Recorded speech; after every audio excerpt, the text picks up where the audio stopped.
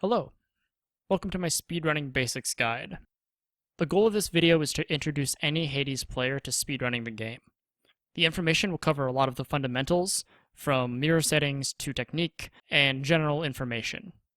The end of the guide will feature slightly more detail, where I'll touch on what kinds of builds to go for on each of the preferred aspects. It will not be totally comprehensive, but it should be enough to get you started. This guide will also assume that you've beaten Hades a few times and have a basic understanding of what each god does, as well as how duo boons work. If you don't know how they work, I'll cover that briefly in a later section, but check the wiki for more detailed information. I'll leave a link in the description. Also, feel free to skip around using the timestamps, but keep in mind that later sections of the guide may reference information given earlier. It also goes without saying, but there may be some minor spoilers lying around.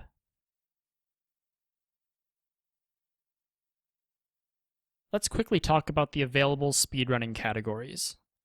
The most common category is any heat, where a player defeats Hades one time as fast as possible. This category is timed using the in-game clock, which you can activate in the menu. A good goal to aim for is sub 10 minutes in-game, or sub 20 minutes in real time. The next most popular category is all weapons.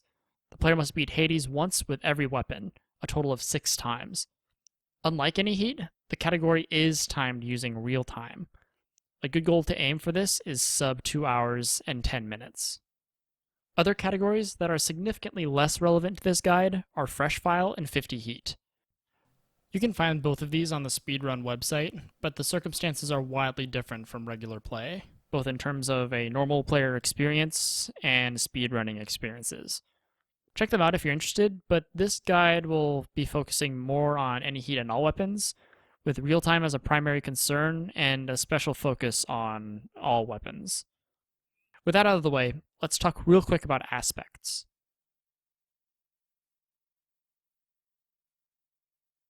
Before we start, I should say that Hades is not a completely solved game, at least at the time of this recording.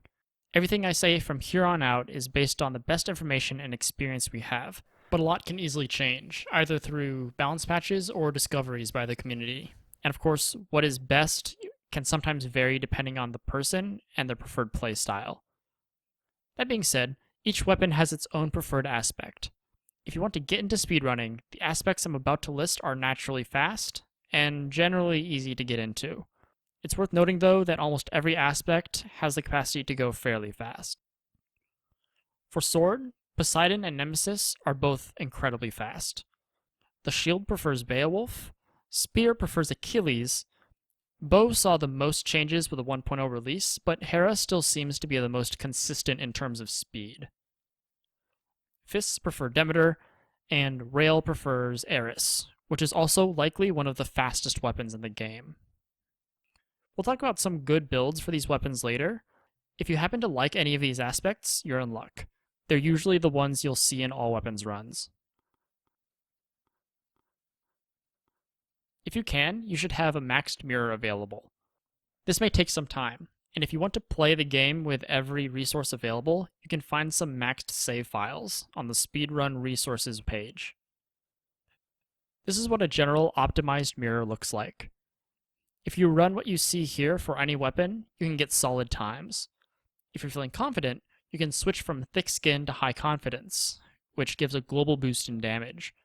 The 2 rarity options at the bottom can also be switched in certain circumstances, depending on what you want out of your build. For most builds, though, the green choices are optimal. As you get better, feel free to mess around with them, though. You never know what you might like. A common question people ask when watching our speedruns is, why do you have the heat turned on? Wouldn't the game be easier without it? The answer is pretty simple. Some heat settings actually speed up our runs. Extreme Measures 2 is turned on to get the new learning fight. While it is more dangerous, these heads are also significantly closer together, which allows you to kill them even faster. Tight Deadline deactivates timer rooms in Tartarus, which keeps you there for a flat 45 seconds. These timer rooms do freeze the in-game timer, so if you're playing for in-game time, you don't need Tight Deadline. For all weapons runs and any other real-time races, though, we don't want the timer rooms, so we turn on at least one point in Tight Deadline. Finally, there's forced overtime. Making enemies move faster can make them more dangerous, but it also causes them to spawn into the room faster, which can save a good few seconds throughout the course of a run. We usually run 1 point of forced overtime, although we'll turn it off for slower weapons like bow or Beowulf. If any of these heat settings make you uncomfortable, keep in mind that you can easily play and practice without them. Tight deadline will never hurt you, so you can probably leave that on always, but extreme measures 2 and forced overtime take a while to get used to, and may not be best if you're still trying to learn. Now that preparation is covered, we can talk about things to look out for during your live runs.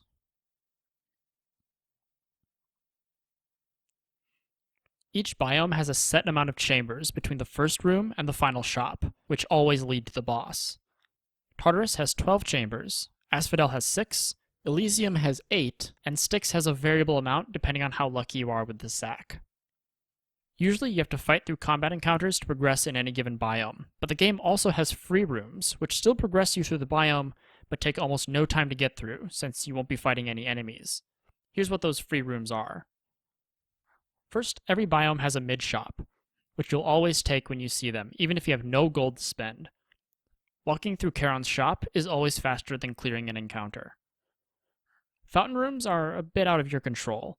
They can appear once in every biome, and have roughly a 5% chance of spawning in any given normal room. This means that trial rooms and mini-boss rooms can't be fountain rooms. If you want to maximize your chances of seeing a fountain room, you should avoid trials, although you should not avoid mini-boss rooms. Mini-bosses not only offer valuable resources for strengthening your build, they also tend to be faster than normal rooms. While by no means faster than taking a guaranteed free room like the mid-shop, you should try to avoid skipping these rooms if at all possible, since they can end up being almost as fast as free rooms if you're lucky. It's also worth noting, in Styx, this mini-boss rule also applies. Taking the doors with the skull icon first is the fastest option, since the mini-bosses in Styx are way faster than the full, normal rooms, even if you end up running into the tiny vermin. Story rooms are also free. They offer valuable rewards and will advance the biome by 1 chamber. You should take these whenever you see them. The final free room is Chaos Gates. These can spawn naturally in any combat chamber, or can be purchased from Charon's Well for 55 gold. Because there's theoretically no limit to how many Chaos Gates you can purchase, checking every well for Chaos Gates is almost required. If a Chaos Gate spawns at the final room of a biome, taking it will add an extra chamber to the length of the current biome, so it's worth skipping those. Now that you know a little bit about how to navigate the rooms, let's talk briefly about navigating the encounters. When you approach a room, it's best to view it as a puzzle. What's the most efficient way of clearing the enemies? The answer will vary by weapon and build, and there's no real catch-all answer. The most generalized piece of advice I can give is to keep in mind where you're going to end up. Try to make sure by the time you've killed the last enemy, you'll be near or at where you want to go, whether it's at a Well of Charon, the next chamber doors, or a Chaos Gate. You can use the enemy spawn indicators to help guide your next series of movements. The spawns will show you both where they'll appear and what kind of enemy they'll probably be based on the size. Try to use this information to clear the room as efficiently as possible. In addition to all of this, you can sort of manipulate where enemy spawns happen. It can get a little complicated, but for the most part, enemies won't spawn too far out of the camera. So between waves, hugging a wall to centralize the incoming spawns is a great way of controlling the board. I know I'm being pretty vague about how this works, and that's because this is a pretty specialized skill. As you play the game, you'll start to recognize the different chambers in each biome, the room layouts, and the combination of enemy spawns. I can make an entire guide based solely on these topics, but at the very least, it's good to know that this exists and it's a mechanic you can manipulate yourself. If you find yourself watching any speedrunners' streams or videos, you can watch for this kind of manipulation and see how they do it. It's a skill that will only really come with experience, and if you're also watching out for it. So keep the enemy spawn patterns in mind when you're watching someone else's play or analyzing your own. There are 3 general kinds of builds that exist in the all-weapons/racing scene at the moment. Zeus builds for weapons that like on-hit damage, like Eris Rail, cast builds, which vary by the weapon, and the third is Merciful End, which goes on very specific weapons like Demeter Fists. While hopefully you already know about duo boons, I'll talk briefly about them here anyway. Almost every speedrunning build wants some kind of duo boon or legendary, so taking God's Legacy will boost your chances of finding what you need. Other sources of rarity bonus, such as the Yarn of Ariadne, Refreshing Nectar from Eurydice, rarity boosts from Keepsakes, and rarity boosts from Chaos will all contribute to your chances of finding the duo boons or legendaries that you need. Likewise, all legendaries and duo boons have some prerequisites. I'll continue this section as if you already know what they are, but if you don't know, you can open up the codex in-game and thumb through the boons offered by each god. They'll show you what boons you need to have for each of their duos and legendaries. Now let's talk about the builds themselves. The Zeus attack build tends to fall mostly on Eris Rail, but can also go reasonably well on Demeter Fists, if you want. For Eris, you'll start with Zeus attack, and look for Poseidon's dash.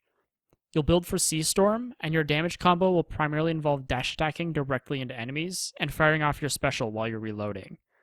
If you don't find Poseidon in Tartarus, take his keepsake in Asphodel. Good hammers are Rocket Bomb, Delta Chamber, and Targeting System. If you can combine Rocket Bomb with Targeting System or Cluster Bomb, do it. Throw something powerful on your special as well, like Aphrodite or Artemis, if you can. The cast build weapons of choice tend to be Poseidon's Sword, Achilles Spear, Hera Bow, and Beowulf's Shield. Poseidon's Sword and Achilles Spear both use Zeus's cast. Start with the Zeus keepsake and take his cast, whatever rarity is on offer. Poseidon Dash and Sea Storm are excellent combinations here as well, but taking Demeter's keepsake into Asphodel for Snowburst is a reliable option too.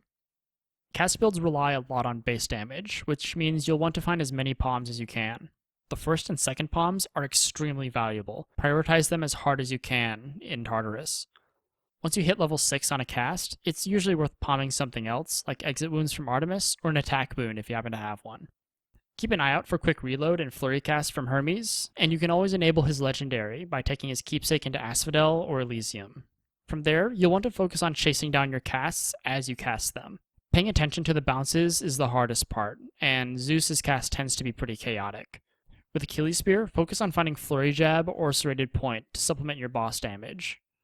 Beowulf is a hard weapon to learn, and there's not enough time or space to explain the mechanics for this format. However, Aphrodite's cast works great with Beowulf, and pairing it with Snowburst makes for easy privilege status.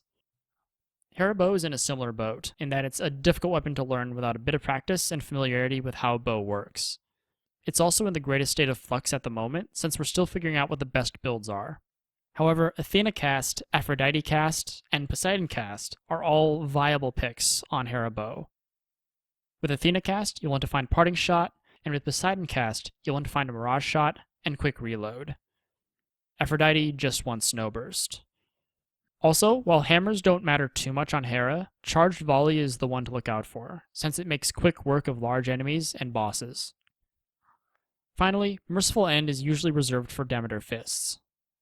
Start with Ares on Keepsake, and keep an eye out for Athena in the rooms and shops.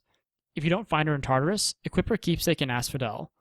You'll want Athena on your special and your dash, but only Athena's special will enable Merciful End.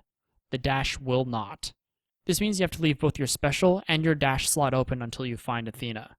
And be careful with your rerolls. Use them only for Merciful End related boons. Impending Doom is also a powerful supplemental boon from Ares, once you find Merciful End.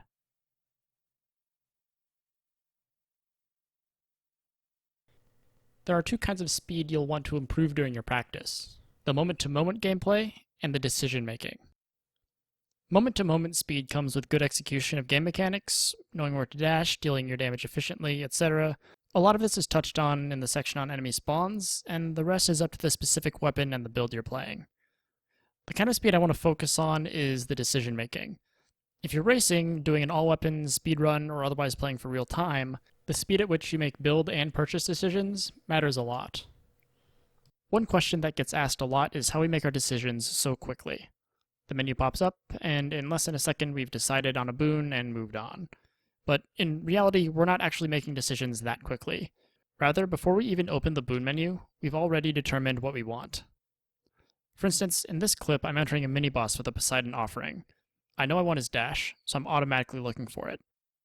I also know that I have a lot of rerolls, so if I don't see the dash, I'm willing to spend one reroll. Fortunately, I'm offered the dash on the first screen, so I can select it quickly and move on. This kind of decision making is what every Hades speedrunner has to do, otherwise we'd spend much more time thinking than playing. So there are 3 basic questions you should ask and answer for yourself in advance. First, what do I want? Second, what am I willing to spend in order to get it? And third, what will I do if I don't get it? The first question is probably the simplest. Like you saw in the clip, I knew I wanted the dash, and when I saw it, I took it. If I went in without knowing what I wanted, though, I probably would have been distracted by the epic attack, and maybe even made the wrong decision. A second question depends a lot on your current resources. Here I have 4 rerolls, which is a fair amount. Poseidon's dash is also pretty critical to my build, so I'll roll at least once for it. Part of me would be tempted to roll again, but I can always take Poseidon's keepsake in Asphodel and try again that way, so I would pretty much always stop at 1. If I had just 1 reroll left, though, I might have settled for the attack, which can still give me Sea Storm, the duo boon I want most here. The third question, what to do if you don't see what you want, is the one that's hardest to get used to, and usually the one we mess up the most. Very often, players will get hung up on making the best decision, even when they don't see something that contributes to their game plan. Don't get hung up on these decisions. They don't really matter. What this means is you can take basically anything, as long as it doesn't make your build worse, like taking Crystal Beam in a run where you want to put your cast into enemies. Other decisions, like whether or not Clean Kill is better than Pressure Points, or which Ares boon you want when Ares isn't part of your build, is a problem not worth agonizing over, even if one decision is technically the superior one. Learn to just make a quick decision that doesn't hurt you. For instance, if your build requires a certain god to be in a certain boon slot, don't fill that boon slot with another god. Past that, spending precious seconds on what is marginally better is almost always a waste of time, and always results in you being slower. Applying these questions to the build we talked about, as well as any other builds you may want to try, will contribute hugely to your speed.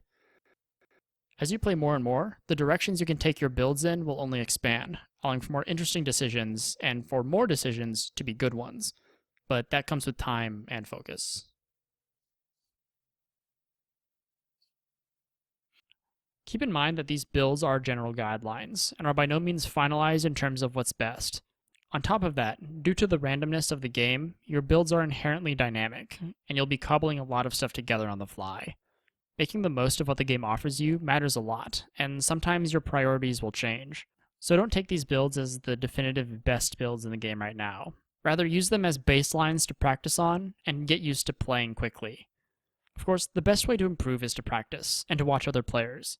The Speedrun website has a host of fast runs from excellent players, in both old and current patches. Each of these players also stream fairly regularly on Twitch, so catching them live and watching their play is a great way to improve your own. They're also incredibly helpful, so feel free to ask questions. I also stream speedrunning and racing, so check me out on Twitch as well. My future goal will be to release advanced guides on specific weapons sometime in the future. However, I'm also uploading notable practice runs from my stream onto YouTube. Hopefully these can function as educational material in the meantime. If you found this video helpful, leave a like to let me know. This video was kindly edited by Rescue Toaster, who also streams and has a YouTube channel. Check out his stuff. He does high heat challenges.